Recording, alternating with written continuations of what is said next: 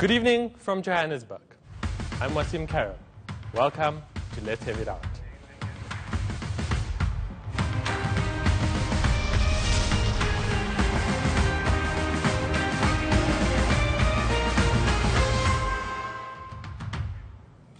Tonight and every night, here on ENCA, a variety of newsmakers will get their chance to host this program.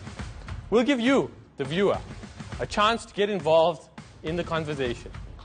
Unfiltered, accountable, and accessible. The soaring number of youth unemployment is unacceptable, considering the high rate of vacancies in government and more so in the private sector. Young people today remain the hardest hit by unemployment, poverty, and inequality.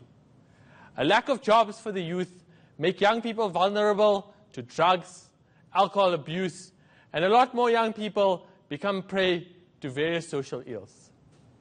The continued performance by the agency signifies the reality that young people, given an opportunity to lead institutions of government, can do a great job. This further supports our call, as the NYDA, for 40% representation of youth in all positions of authority and responsibility, including Parliament. Tonight, we discuss how it is we begin to uplift the country's youth. You can be part of the conversation. Here is how. Tweet us at ENCA using the hashtag LHIO. Call us on 011-759-6340 or send us a WhatsApp or WhatsApp video on 082-884-6370. And make sure those videos are no longer than 30 seconds, please. I'm joined now in studio by DA student, organizational federal leader Yusuf Cassim, and Member of Parliament. Thank you very much, Yusuf, for joining us. Assalamu alaikum. Welcome wa rahmatullahi wa barakatuh. Thank you, Waseem. I'm looking forward to it. So tell us, youth unemployment has developed into a full-blown crisis. It feels like it's reached tipping point. What are your views on the solutions to this crisis? There isn't one solution. I mean, youth unemployment, there's different forms of youth unemployment. You mentioned graduate unemployment. There are young people who have no skills, young people who have not made it through our basic education system. And therefore, we've got a real problem on our hands. And for us to be able to solve that, we need to do a few things. We need to fix our basic education system because we've got one of the worst performing basic education systems in the world. We need to ensure that our young people are primed, that they have the right skills, that they have access to skills, that they have access to further their education. And at the same time, we need to ensure that we have a growing economy that are going to accommodate our young people to be able to find markets, to create businesses, to find employment. And all of this really comes down to whether or not we have a capable, efficient, accountable, and visionary government that's going to be able to create an environment where that happens and a public service that is able to cater and prepare our young people for that environment. Okay, so let's just break down what you've said here, right? We're sitting with a problem right now. What you seem to be proposing is long-term solutions to these problems, yeah? No, I'm not. You've asked me how do we solve the problem. Right, right. But currently we have roughly 7.5 million young people not in employment, education, or training. So as a leader of an organization which is the official opposition in the country, what is your specific policy for the now that we massify young people into job opportunities? Okay. The NYDA has stated its various positions, Yeah. the policies and legislations it thinks can contribute to that. What's your viewpoint? Well, we need to do a few things. The first thing that we need to do is we need to introduce a free year of a national civilian service. Talking about immediate solutions right off the bat, where young people who are unskilled are able to gain a skill. So most of our young people don't have an opportunity to gain a skill. If you look at those who were in grade 10 in 2015, okay, 900,000 of whom never passed matric. Okay, there were 1.3 million young people that were in grade 10 in 2015, 900,000 never passed matric. Only 153,000 of those 1.3 million people got a bachelor's pass.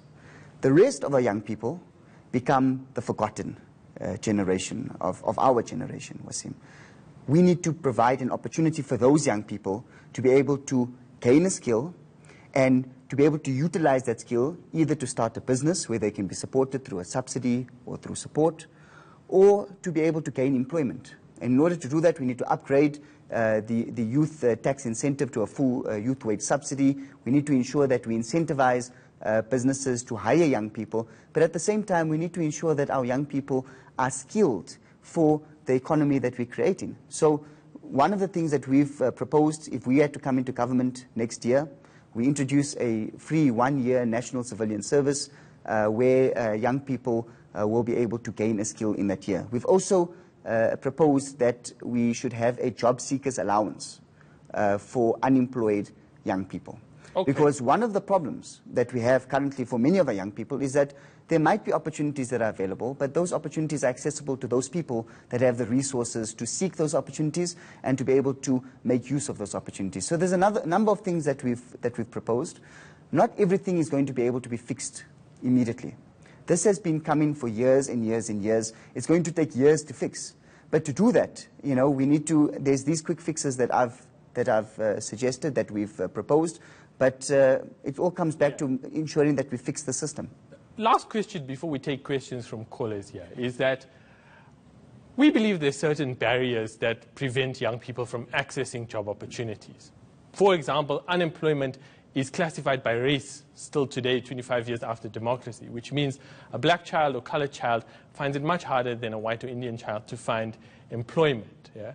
How do you propose we break down those barriers? Because we believe that the private sector is most certainly cutting young people, and especially young black people, out of the job market.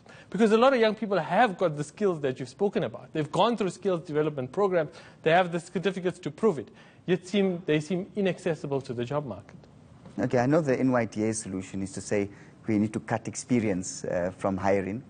I'm going to start there, and then I'm going to go into some solutions, because I think it's important to discuss these issues. I think these are superficial proposals that you guys are making, Waseem. It's very superficial. Let's say tomorrow we say, you know what, you're not allowed to use experience as a prerequisite for employment. What does that change? Employers still decide who they want to employ. They still look at people's CV. They can still decide if they want to employ a more experienced person or not. You're not going to change anything. I think you've hit the nail on the head. You need to be able to break down the barriers that prevent... And experience is one of those barriers. No, but your proposals are superficial and meaningless. You're not going to change anything, right? But over and above, so what you need to do, just in that example, if that's one of the barriers, what you need to do is you need to ensure that your education system ensures that young people gain experience as part of the education system. We need to go to an ad break. Let's come back to that thought. Sure. We continue the conversation after the break.